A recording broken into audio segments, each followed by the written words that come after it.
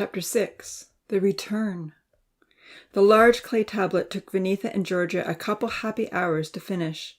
Following Uncle Louie's recommendations, they made it just the right size, and Vinitha carefully wrote the 2 rules while the clay was still soft.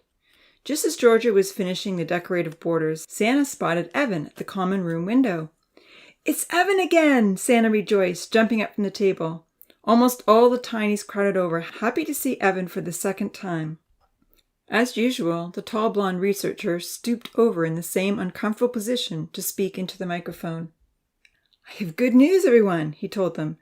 "The professor and I have finished restoring paradise." Everyone went wild with joy.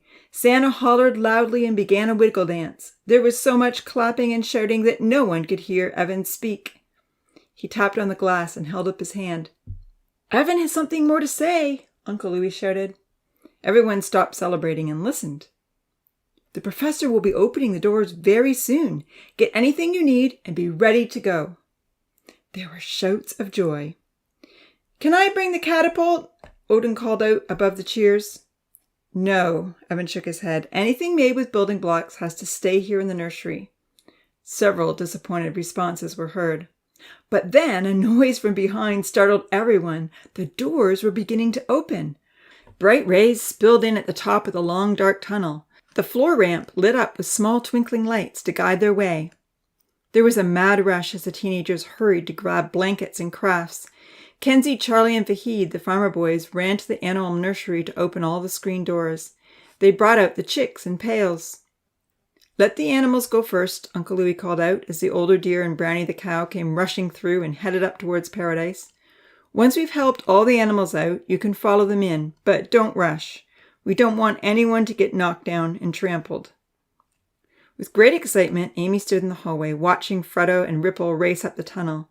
The lambs and calf came out tentatively as Tina prodded them from behind. Colors, Sky, and Flash alighted on their owners. The little birds weren't sure what was happening or where to go. Zahir whistled, and the squirrels came bounding over to him and ran up his legs. Chattering to each other, they perched on his head and arms. Finally, the day had come, the day of their return.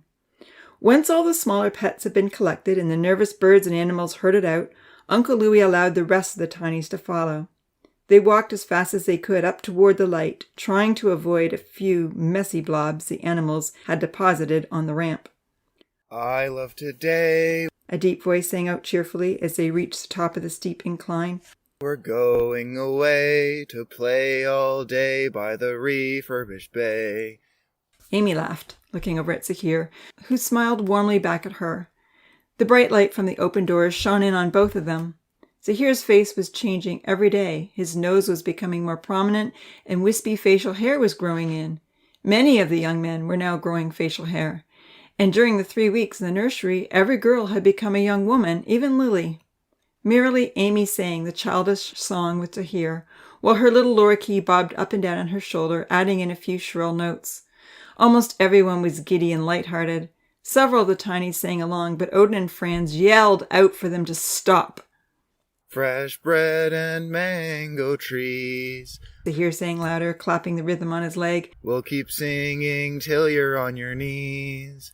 Today's the day we are going home. It makes me want to write a poem."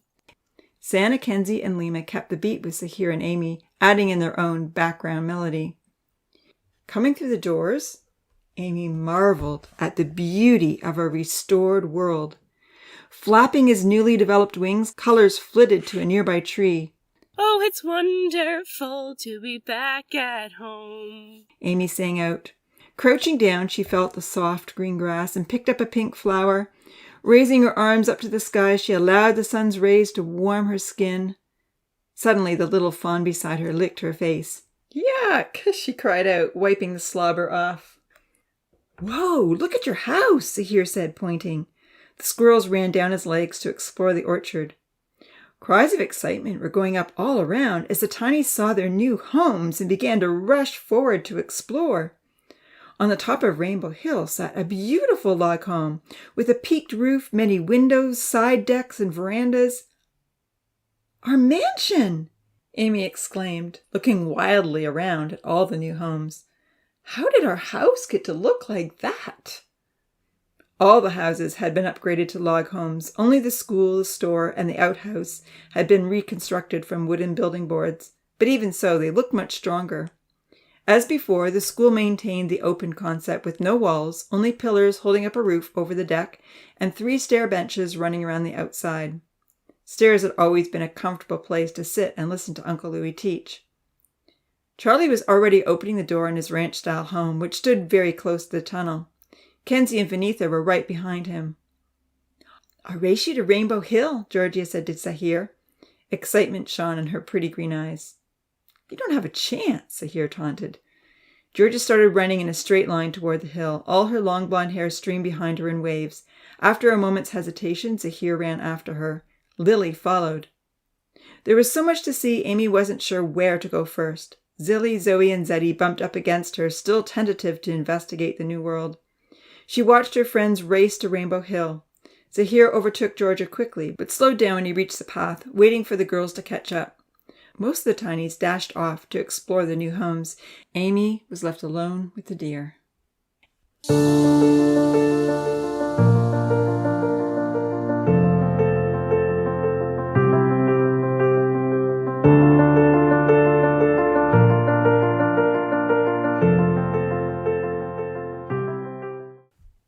Chapter 7.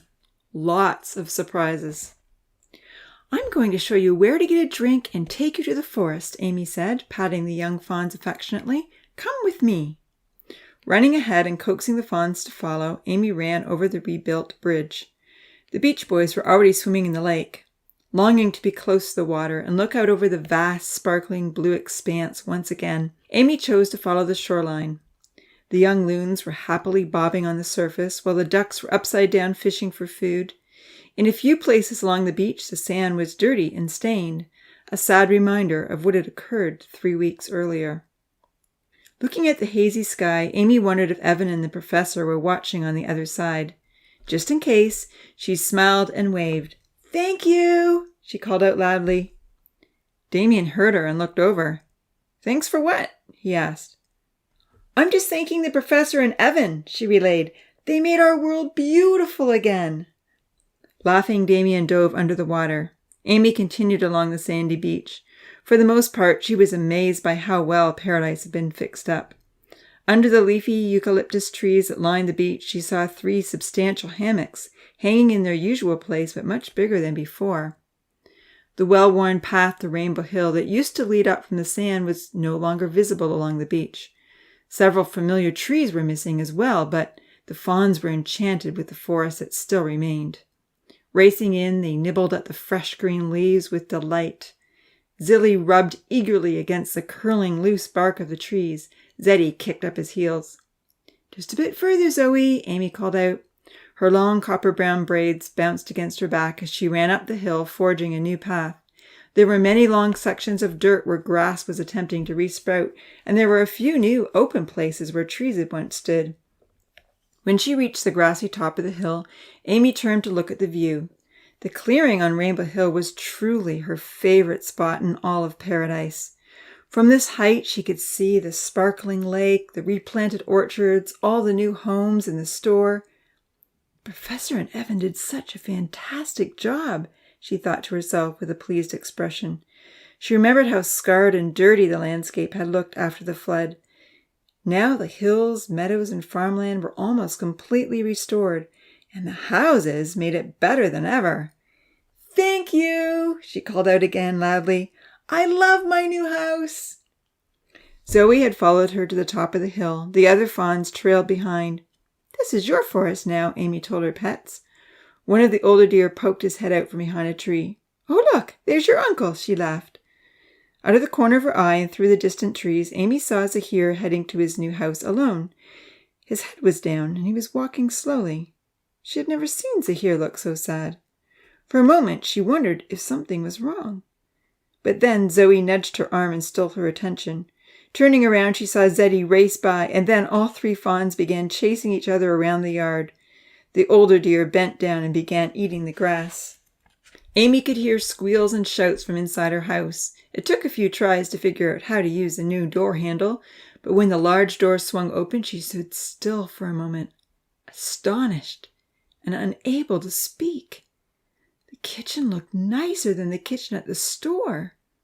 Unfortunately, when she tried the taps over the sink, she discovered that water didn't flow out like it did at the store, nor could she open the oven door or turn on the heat. The fridge was a shiny silver color, matching the oven perfectly, but both were sealed shut. There were all kinds of cupboards with handles, but she soon realized that everything was fake. "Oh well," Amy said happily to herself, "it will be fun to pretend we have a kitchen, and I love all the pretty windows." With so many large open windows, all the rooms were bright and airy, sporting great views of the scenery below. She walked into the living room and was pleased to see her pink and white couch sitting on the shiny wooden floor. Plenty of noise was coming from above as Georgia, Santa, and Lily ran from room to room, raving over the slanted ceilings and padded window seats. A spiraling wooden staircase reached up to the floor above, and Amy ran up to see what surprises awaited her. 5 cozy bedrooms were upstairs. Each one had soft furry rugs on the floor, and all their beds had new white blankets and pillows. "Which room do you want?" Georgia asked as she followed Amy from door to door. "Aren't they just so perfect?" All the rooms had their own special features, but one had an especially good view of the lake through floor-to-ceiling windows. "You want this room, don't you?" Georgia asked, observing Amy's long look out the window. "I told everyone you'd want this one, because you love to watch the lake, or at least the action on the lake." "This room is too bright for me," Lily admitted. "I like cozy, dark bedrooms so I can sleep in." "I like small, snuggly rooms," Santa relayed. "This one is too big." Amy was an early riser, and she loved the view. A wooden bench-like structure ran along the entire width of the window and would be a perfect place to sit and watch the sunrise. Ecstatic, she turned around with her hands pressed together and begged to have it. "It's yours," they all agreed. "Come look at this," Santa said, with a smile on her dark face and a gleam in her pretty brown eyes. She motioned for Amy to follow her through a door on the far wall. "You have a little room where nothing works," she explained. "There's one here and one down the hall." Lily followed behind with her hands on her hips. "It has a sink like the one in the kitchen at the store, only a lot prettier," she relayed, "but there's no water." The puzzled look on her little freckled face, Lily turned on the taps to demonstrate. "See? Nothing happens." "And look at the tall box in the corner," Santa said, pointing to the one high see-through enclosure. She walked in and began pointing out the taps and the long bar with holes at the top. "It looks like a shower, but it's see-through."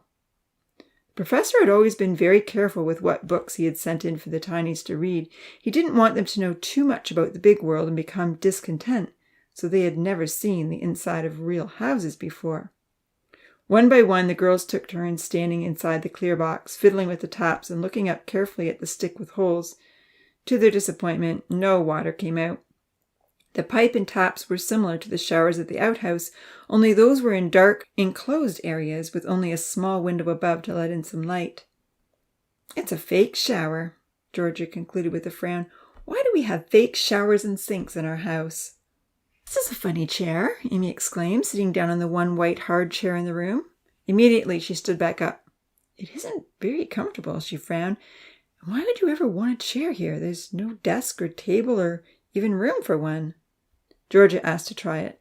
She settled down on the hard plastic and tried to lean back against it. "Wow, you're right," she agreed. "It's not comfortable at all. But there is a good view out this window." "Wait," Lily called out, looking down at the chair more carefully. "I think something lifts up." Georgia slid off and Lily prodded the chair. With her hand she lifted a lid that swung on a hinge. A large hole was underneath. The girls all looked at one another aghast. "Why would anyone want a hole in their chair?" Amy retorted. "You could fall in." Perturbed, Lily called out, "There are holes in the planks of the outhouse." Even the nursery had been equipped with a boys' and girls' outhouse, but the tinies had never seen a toilet. "No way," Amy retorted. "Who would want an outhouse right next to their bedroom?" Everyone looked at Lily with disgust. "Let me try it again," Georgia said. She sat down solemnly and settled in. "It's actually more comfortable without the lid," she relayed. "I like it better this way." All the girls had to try out the new chair with the lid up. They all agreed they would keep it that way. If they wanted to sit in this strange chair and enjoy the view out the window, it was far more comfortable to sit on the hole. "Come look at our rooms," Santa begged. "Every room has something special." Amy eagerly followed the other girls, discovering that Santa and Georgia had chosen rooms with personal walkout decks on either side of her huge window. Their windows were smaller, with quaint, slanted ceilings and padded window seats. Santa's was the smallest and had only room for one bed. Lily's room was surrounded by trees and therefore dark and cozy, just as she loved. Dia had chosen a large chamber at the back of the house with floor-to-ceiling windows like Amy's, only her room was lined with shelves. All the bedrooms were beautiful in their own way. There was a knock at the door. Running down the stairs gleefully, the girls opened up to find the Beach Boys. "Hey, do you mind if we take a look at your house?" Damien asked eagerly. He had Emma in his arms. Shirtless as usual, and wearing only his swimming trunks, Damien's gold chain stood out clearly for all to see. The gold heart dangled next to his puppy's head. "Everyone is raving about their new homes," he continued, "so we're curious to see inside." "Come right in," Amy welcomed warmly. "We'd love to show you around." The girls pointed out the big windows and the beautiful kitchen. When they walked into the living room, the guys immediately noticed a large arched stone structure against the wall. The arched stone surrounded a hole in the wall that began at floor level. As they poked and prodded, they discovered they weren't real stones. "What do you think it's for?" Franz asked. "It's a pet chamber," Damien said right away. "Really?" Amy asked in surprise. Damien put Emma down on the ground and slid her into the hole. Emma fit well, with ample room to spare. "Made just for her," he asserted. "It's probably just missing the front gate. If I were to make a little fence and attach it to the wall, then Emma would have to stay in the hole till I let her out." "But why would you do that?" Amy asked, perplexed. "So that she doesn't make a mess on your floor." "Oh, that makes sense." Amy remembered how much poop scooping had to be done in the animal nursery. "You're a bit slow," Franz derided Amy, shaking back his stringy brown hair. Lima bent down and looked up inside. "There's a big tunnel going right up to the ceiling," he exclaimed. All the young men had to have a look, and then they pondered its usefulness. "I think it's an air vent," Damien considered. "I suppose some pets might need a full cover to block out the light so that they can sleep or whatever. With that tunnel up to the roof, they will always have access to fresh air." Amy and Georgia were quite impressed with Damien's understanding of how the new pet chamber worked. The young ladies showed their visitors around. The Beach Boys marveled at the comfortable house, investigated the spiral staircase, and discussed how they could build one themselves, should they ever change their minds about sleeping outside. Emma had an accident on the floor, and Damien was quick to clean it up. "Sorry, girls," he said. "See what I mean? These are impressive floors, and you don't want them to get wrecked. If I visit here again, I'll bring a little fence to keep Emma in the pet chamber." When the guys were shown Amy's odd room, they had their own theories as to what everything might be. Like the girls, they had to try out the tall glass box, fiddle with the unmoving handles, and look carefully at the stick with tiny holes. Maybe there was some way to get water to come out of these taps, Damien pondered. Standing in the glass box, Lima marveled. "This is one fancy shower, but why doesn't it work?" "Who needs their own shower?" Franz argued. "The best way to clean yourself is to jump in the lake." "But not everyone is so close to the lake," Damien replied thoughtfully. "It would be rather convenient to have water in your own house, especially when your house is up on a hill. Imagine if you could just turn these taps and water came out. You wouldn't need to run to the lake or the store or the wash basin." "It would be amazing," Amy agreed, looking at the tall box again. "But it's impossible," she laughed. Everyone agreed. Without having ever seen a pump mechanism, the Tinies could not imagine that water could ever flow uphill. Santa pointed out the hard, uncomfortable chair, and the young men debated what it could be. Finally, Damien remarked, "It kind of reminds me of the outhouse design. A lot nicer, of course, but—" "That's what I thought," Lily piped up proudly, folding her arms together. The other girls were completely disgusted. "What? What? Georgia called out. That's revolting. There's no long drop. Oh, that would be so smelly, Santa giggled, waving her hand in front of her nose and kicking up her feet. Who would want that in their house? Aside from Lily, no one agreed with Damien's suggestion. Franz frowned at his beachmate. Sometimes you're smart and sometimes you're not. At least I'm smart sometimes, Damien retorted. Lima laughed. Emma started barking at a window. When the teens looked out, they saw that Zahir and Freddo were walking past. Speaking to his puppy, Damien said, Hey, there's little Louie and your old friend. He picked up Emma. When she continued to bark, Damien ran down the stairs and out the front door. Everyone else followed. Emma and Freddo had become quite close after 3 weeks in the animal nursery, even if their masters had not. While the dogs frolicked around, Amy asked Zahir about his house. I like it, he said flatly, patting the dogs who were both trying to climb on his lap.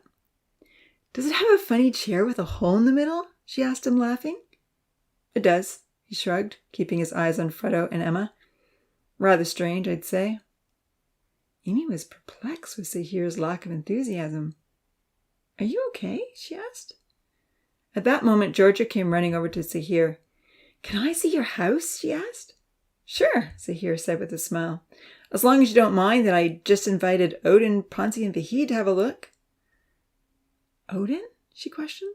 Then she shrugged. Whatever. Amy stood still in bewilderment as she watched Zahir and Georgia walk off toward his house without so much as a backward glance. She was dumbfounded that Zahir didn't invite her to join them, but he didn't. Maybe he's disappointed about his place, she thought. Hey, Amy, Damien called out. I love your deck. This is a great spot to hang out and admire paradise. Turning around, Amy joined him on the steps. They couldn't see the view as clearly as they could from the upstairs windows, but through the leafy trees there were glimpses of sparkling water. Straight ahead was the path to the clearing at the top of the hill. In the distance, the orchard girl's house was clearly in sight. Amy longed to investigate. Let's visit everyone's new houses, she suggested eagerly. I wonder if they're all the same. Let's start in the orchard, Damien said. I almost wished I lived in a house. This is fun. All the others agreed, so 3 young ladies, 3 young men, and a puppy went racing down the hill.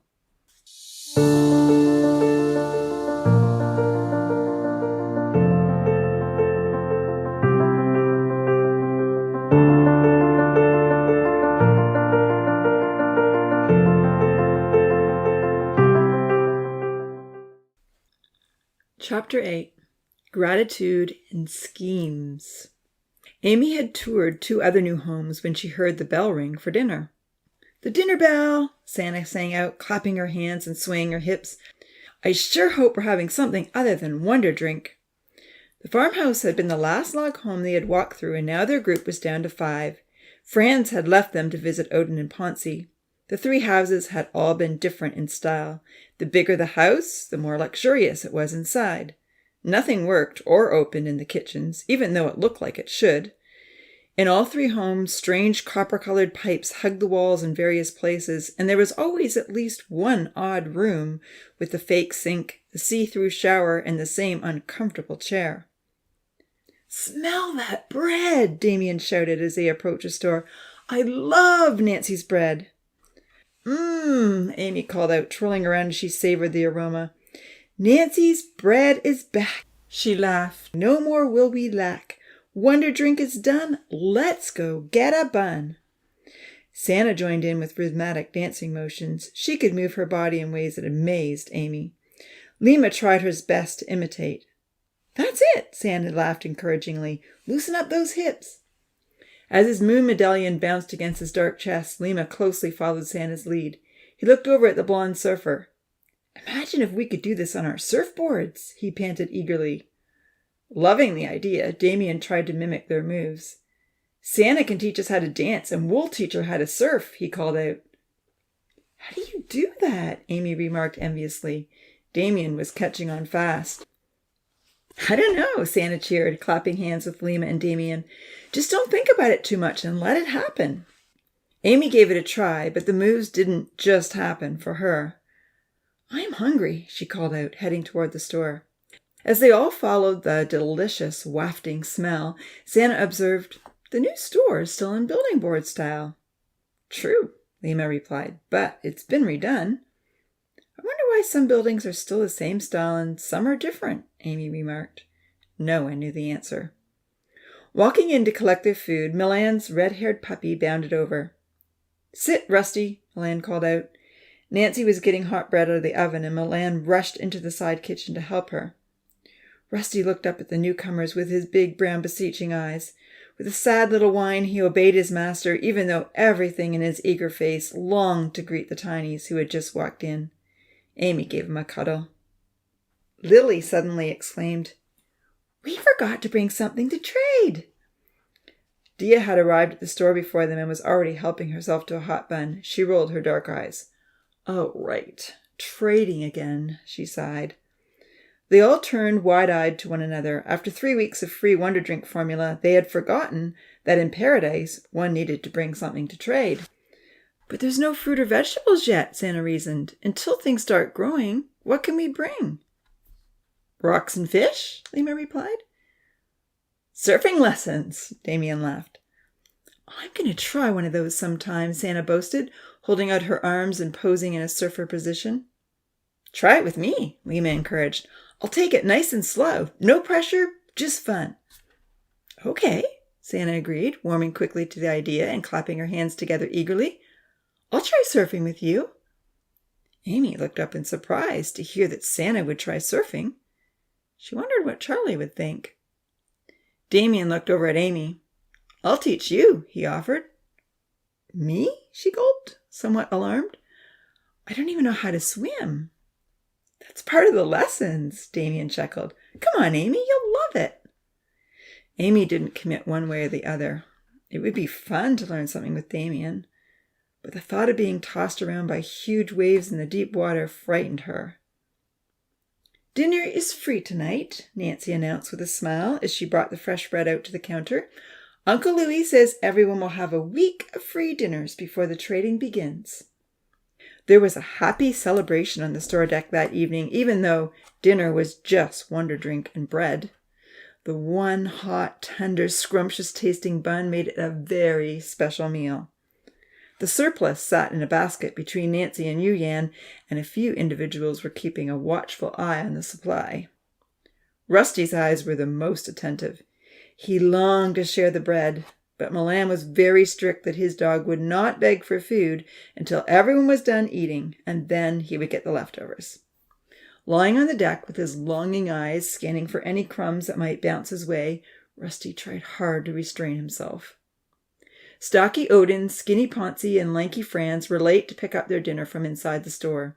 With a bun in one hand and a cup in the other, they swaggered over to the store deck. "Wonder Drink again," Odin complained. "Wonder Drink and bread," Ponzi reminded his friend, making a comical expression as he waved his bun in the air. Lily giggled.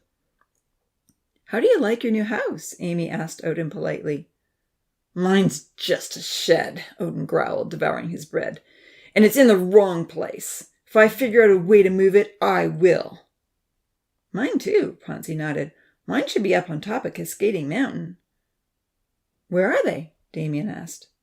Odin pointed to the edge of the forest. Amy and several others got up to have a look. 2 small, well-designed cabins stood in clear view of the store. Amy could see they were also in clear view of Uncle Louis's house. With a smile, she considered this was the best place for Odin and Ponzi. "We just get junky sheds while the rest of you get mansions," Ponzi grumbled, making a face. "Obviously, we aren't the favorites." "You have really nice cabins, just like Uncle Louis," Damien argued, still looking at their homes. "Junky shed is more like it," Odin growled. "Hey, all I've got is a bigger hammock," Franz piped up. Looking around, Odin grumbled, "Where's more bread? I've had enough Wonder Drink." Pretty petite Yu-Yan was sitting beside the buns. She looked up as everyone resettled on the deck. "Hey, cutie," Odin said with a forced smile. "Pass me some bread, please." Amy was surprised to hear Odin say please. Rarely did he use manners. Bringing over the basket of buns, Yu-Yan was not impressed when Odin grabbed her arm and the bread. "Thanks, cutie," he said gruffly, trying to pull her down beside him. "Hey, why don't you sit with us for dinner?" Yanking her arm away, Yu-Yan shook her head and rushed back to Nancy. "Unfriendly girls," Odin mumbled. Sitting on the far edge of the deck, Uncle Louis cleared his throat. "This is as good a time as any to have a discussion on the new homes," he began. While everyone else had been exploring the houses that afternoon, he had spent his time in the cave office connecting with the professor and Evan to make sure the new smartphone was in working order. He had also finished reading another difficult chapter in the professor's book. The information was way over his head, but he was very impressed by the professor's level of intelligence. When he had their attention, Uncle Louis said, "Due to the flooding accident, our old wooden homes became moldy." Odin chuckled. Ponzi jabbed him with his elbow. Uncle Louis stood up and continued, "We don't often look around at Paradise and realize how much careful planning the professor put into getting our world balanced just right for us to thrive. Our atmosphere is just wet enough to grow food, but not so wet that things become moldy and saturated. The air we breathe is carefully formulated. Any less oxygen and we all would die. Too much oxygen and other things could happen that wouldn't be good. Even the trees in the forests absorb the harmful carbon dioxide we breathe out and release the oxygen back to us. It's all been precisely calculated so that we can live and safely enjoy this beautiful world." Odin made a face as though he was scheming how to disturb those precise calculations. Freddo trotted over to lay his head on Zahir's lap. Emma tried to join her elderly friend, but Damien quickly whisked her away. "The professor could have been angry at us for damaging his precisely balanced world," Uncle Louis continued as the Tinies finished their meal. "He could have made us clean up the mess we created. It would have taken many, many weeks of hard work, and we still wouldn't have been able to fix it up nearly so well as we see it today. Instead, the professor had compassion on us. He repaired the damage and put in these elaborate houses for us to enjoy. We don't deserve any of these amazing gifts." "Yeah, but I only got a shack," Odin mumbled, stuffing the rest of his bun into his mouth. Uncle Louis stayed patient. For those who put a lot of effort into building their first houses, Evan and the professor gave bigger homes. For those who only put up a small shack like me, we now have log cabins that are 10 times nicer. Interrupting the speech again, Odin grumbled, "But everyone else has their house in the same place they built it, except for us." "We want to be in the forest, not out in the open," Ponzi added. Uncle Louis cocked his head thoughtfully and looked at Odin and Ponzi for a moment. "Do you think there might be a reason the professor moved you out into the clearing?" It wasn't easy to activate Odin's conscience. "It's not fair, reason or not. And don't blame me for poor quality materials that can be so easily damaged. Ponzi and I were only doing science experiments." "I think Odin and Ponzi should have been asked to rebuild everyone's houses," Lima sneered, repeating the suggestion he had made numerous times before. "We sure had to do a lot of work when we made mistakes." Uncle Louis folded his arms across his chest. "I hear what you're saying, Lima. I understand your feelings," he said kindly. "However, everyone here owes much gratitude to the professor and Evan for cleaning up our mistakes. The professor has chosen to give all of us a new start. He is holding no one responsible for the accident."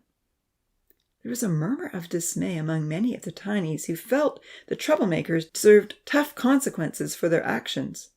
Odin laughed. "We are all going to overlook this accident," Uncle Louis reiterated. "I don't want to hear any more blame ever. We are going to be thankful that we have a fantastic world once again." Looking over in the Beach Boys' direction, he said, "Aside from poor little Maxie, whom Damien bravely tried to save, and some of the animals that we couldn't capture, no one else lost their life. We now have much better housing than we did before and a restored world. The professor has shown us compassion, and he wants us to show compassion to each other. Let's follow his lead." When Uncle Louis finished his speech, he told them that they were free to go and enjoy their first evening back in Paradise. Those with pets collected Wonder Drink and leftover bread to take back to them. "How can we thank the professor?" Santa asked the others. "And Evan," Zahir added. "Maybe we could make a big thank you card and send it to them on the train," Vanitha suggested. Great idea, Kenzie agreed. And get everyone to sign it, Amy nodded. Or do another celebration, Santa smiled, throwing up her arms joyfully. Yes, that would be a good idea too, Georgie agreed, but that takes a while to plan. Charlie and Vahid liked the celebration idea, only they wanted to wait until the fruits and vegetables were ready. I'm so glad we didn't have to replant all the fruit trees that were swept away in the flood, Charlie said. Can you imagine how hard it would be to pull those trees out of the lake and drag them back to the orchard? And dig a big hole for the roots, Vahid added, his dark eyes opening wide as he imagined himself doing the work. Evan and the professor saved us a lot of trouble. Please make that card, Vinitha. Kenzie nodded, his gray eyes radiant in his white freckled face. Turning to the dark-skinned artist beside him, he encouraged, Do one of your beautiful garden paintings, Vinitha, and leave lots of blank space inside. We can each write a message on it saying how much we appreciate the new paradise and our amazing homes.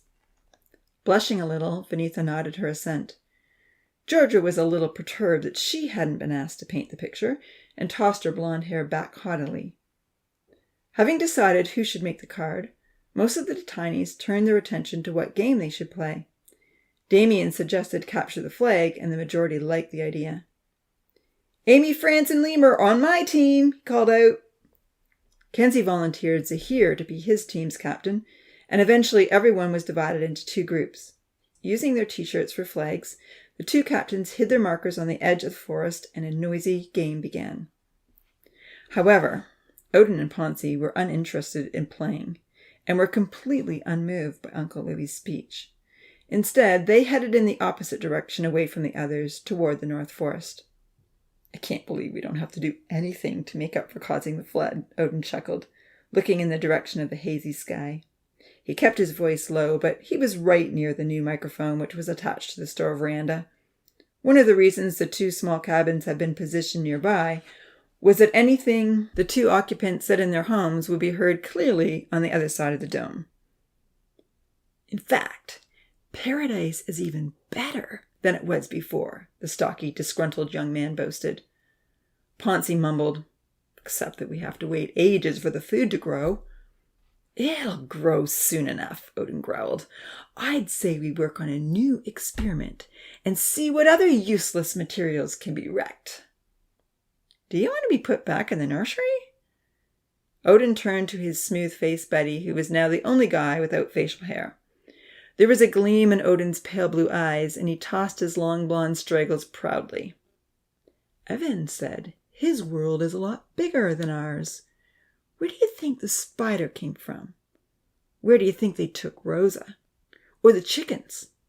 Where do you think Evan and the professor get their food and all the stuff they send in to us? Yeah, I suppose. If we cause enough trouble, Odin added mischievously, they may take us out of here, and then we'll get to discover their world. I'd risk anything to see it. Ponzi smiled. His bronze face lit up. Oh, I see. Not a bad idea. Exploring would be fun. They punched their fists together in a show of support. Yes, it would, Odin smirked.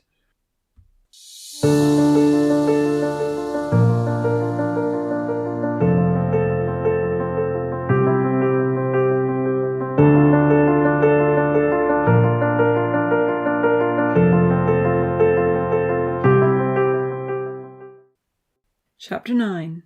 Countermeasures. Unbeknown to Odin and Ponzi, their conversation came over the speakers loud and clear. Can you believe those two? The professor despaired, folding his arms across his chest. They are full of mischief, no doubt about it, Evan smiled. We could pull them out of paradise right now and confine them to the nursery for the rest of their lives, the professor considered quietly.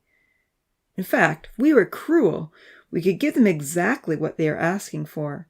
We could let them discover our world. Distressed by the young man's lack of gratitude, Jax imagined himself agreeing to their foolish desires. Horrified, he whispered to Evan, they'd last an hour in the rainforest biome, if they were lucky. They could so easily be stepped on without notice or eaten by a snake before they ran out of oxygen. Their lives are entirely in our hands, and yet they think they can control their own destiny. Evan placed his hand on Jack's shoulder. You have demonstrated remarkable compassion and forgiveness, he assured his mentor softly. And the majority of the Tinies are planning to make a card and are very appreciative. They love you even more for all that you've done. With a nod, the professor smiled. You are right, Evan, he acknowledged. We need to keep to our mission, don't we? Yes, we wanted a human experiment, and we have a human experiment that will soon be revealed to the world. Odin and Ponzi keep the experiment, very realistic. I just don't understand what they have to complain about, Jack's Lamans vented in a hushed tone as they watched the two young men strut into the North Forest. Paradise is such an amazing place. They have everything to enjoy. They need nothing. Why don't they participate with the others and desire to make their world the best it can be? Why do they dislike me? Why don't they want to please us? Why aren't they happy with what they have? I truly hope that forgiveness and compassion would change their outlook. Evan considered the professor's questions as he absent-mindedly watched Damien tackle Zahir and pin him down hard before the dark-haired lad could grab his flag. Perhaps the next time they cause trouble, we should try a different approach. It's all part of our research, right?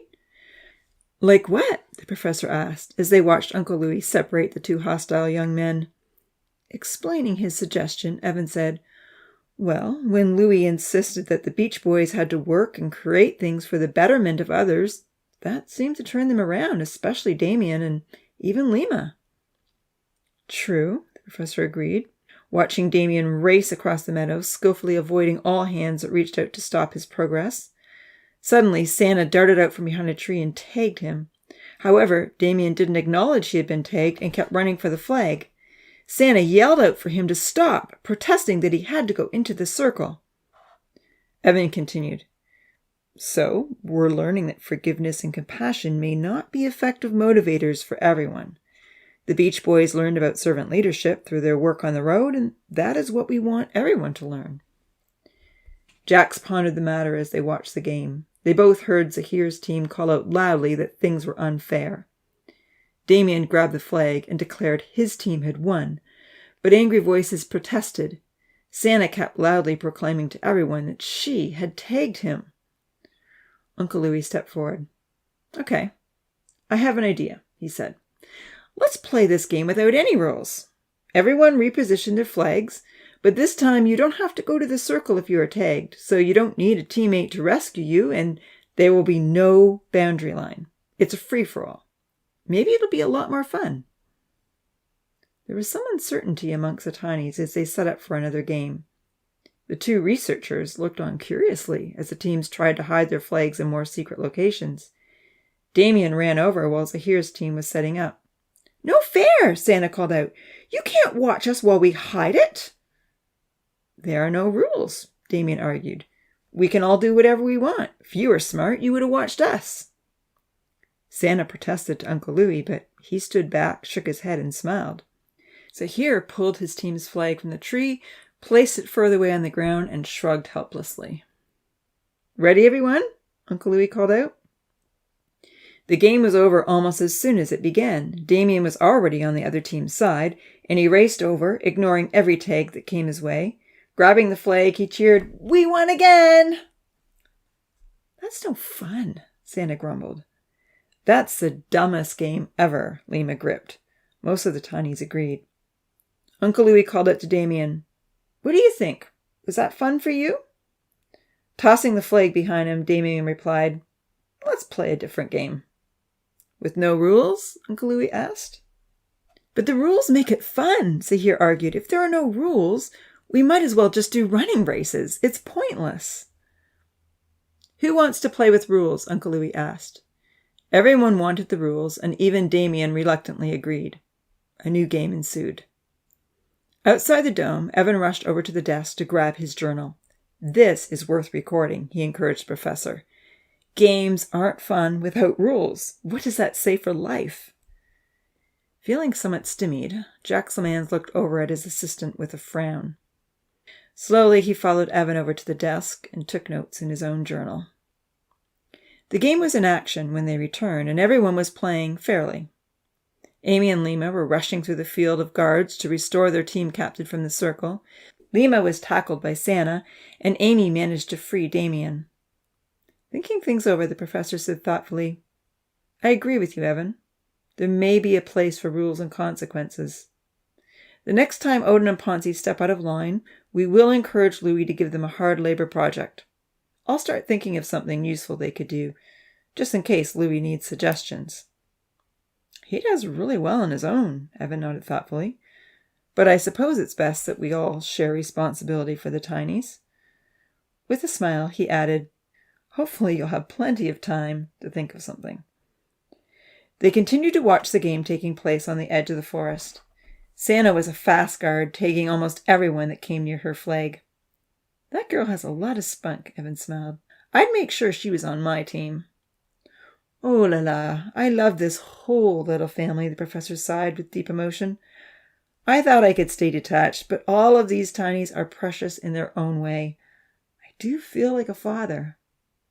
"Then I guess I'm an uncle," Evan laughed. Damien was getting close to the flag. It looked like the game was going to be over when suddenly Zahir dashed across and brought his adversary down fair and square. At the very same time, Kenzie blazed across and ripped Damien's team's flag from the tree. Angry to lose, Damien punched Zahir, and Zahir fought back. Running over, Uncle Louis yelled, "Stop it, you two! This is just a game. It means nothing." As he separated the fighters, Uncle Louis was perplexed. "What is going on?" he asked. "We won't be able to play games like this if it's going to lead to serious fighting." The two young men glared at each other, but parted company. Zahir's nose was bleeding, so Uncle Louis told him to lie down and tilt his head up. Georgia ran over to sit beside the injured player, but she pleaded for Tina to wipe the blood as she couldn't bear to look at the mess. Many of the tinies watched in distress as Tina ran to the store for a cloth and came back to help. Amy stood watching with quiet concern. "What's with Zahir and Damien?" Evan asked. "I'm not exactly sure," the professor replied, frowning. "They are both very competitive. Perhaps they shouldn't be captains on opposing teams." Then he clapped his hands together firmly. "I know what all these young men need." "What is that?" "They need weekly, private discussions with Louis. They need to vent their feelings and be guided by a kind uncle. Listening, empathy, healing, awareness, persuasion. This is all part of the servant leadership plan." "Great idea," Evan agreed. "We should have thought of that before. A private weekly session is a wonderful idea." He paused and considered. "Actually, I think we should suggest that Louis has private sessions with everyone, guys and girls. We don't want to single anyone out. Such counseling will be helpful for all the tinies. If we want to develop future servant leaders, everyone needs to learn from the best." "Very true," the professor nodded in full agreement, taking out his phone. "I'll suggest that Louis sets aside 2 evenings of each week.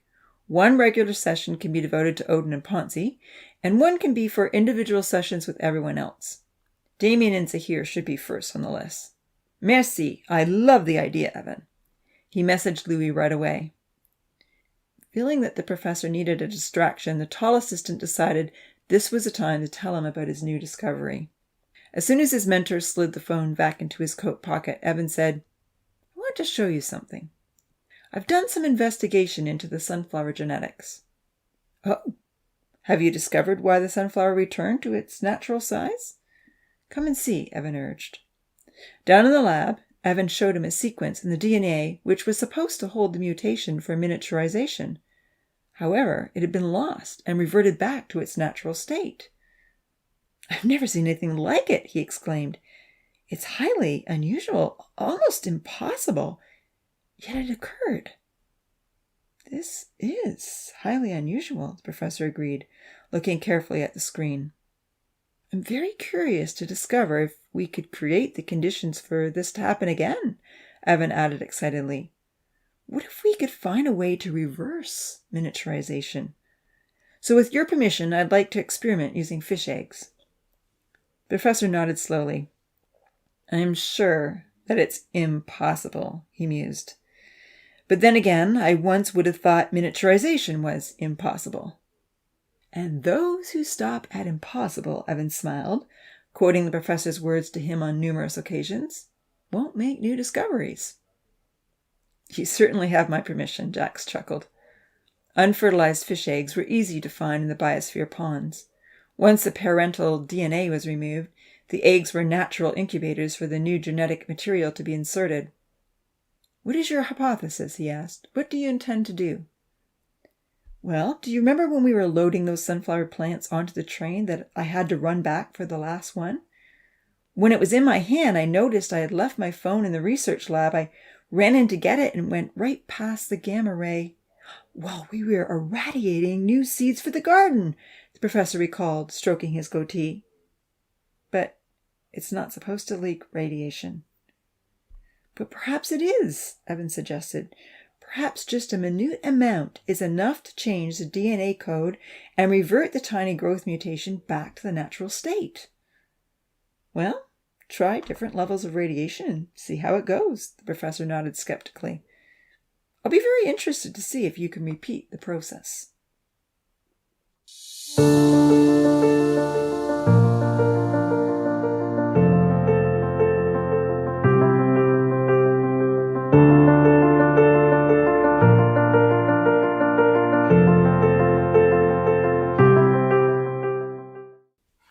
Chapter 10. A Flurry of Activity. It didn't take Vinitha long to make a beautiful card for the professor and Evan. She painted a stunning picture of the gardens in bloom, and almost everyone admired her skill. All the young teens wrote thankful messages inside the card, except Odin and Ponzi, who only scribbled their names in an unreadable fashion.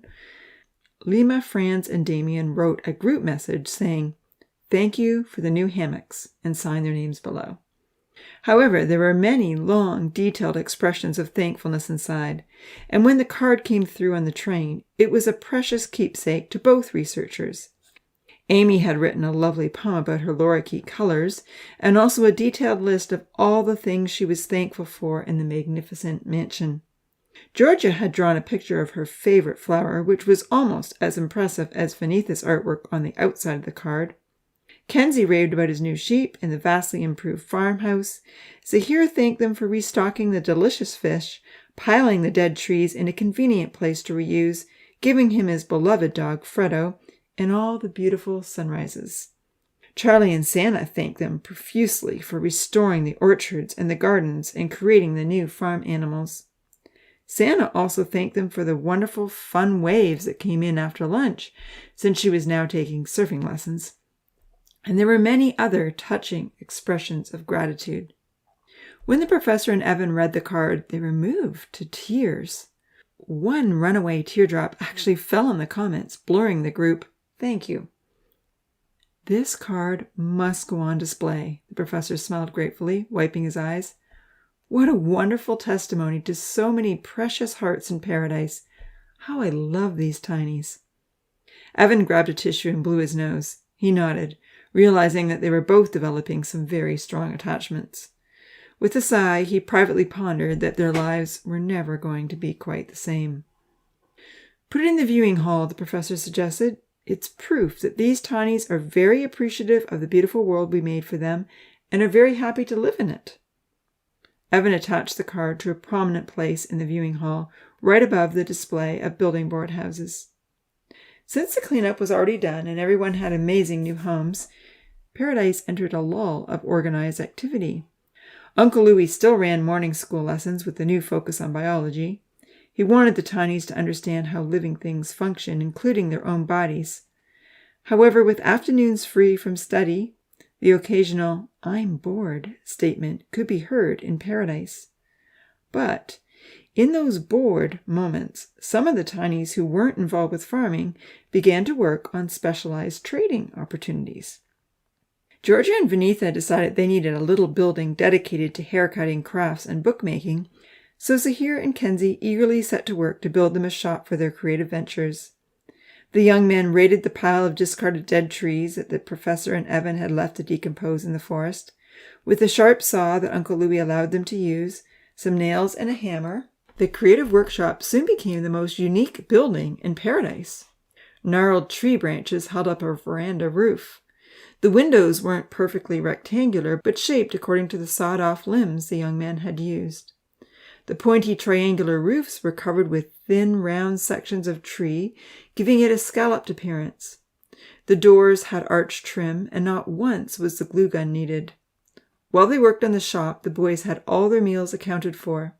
However, Zahir still fished before breakfast, because no one else would go without him, and Zahir loved fried fish. Inside the shop, Georgia set up a large desk to work on her second book, The Day We Saw the Rainbow. Her first manuscript was carefully stored in a deep, narrow bookshelf in the wall of the workshop.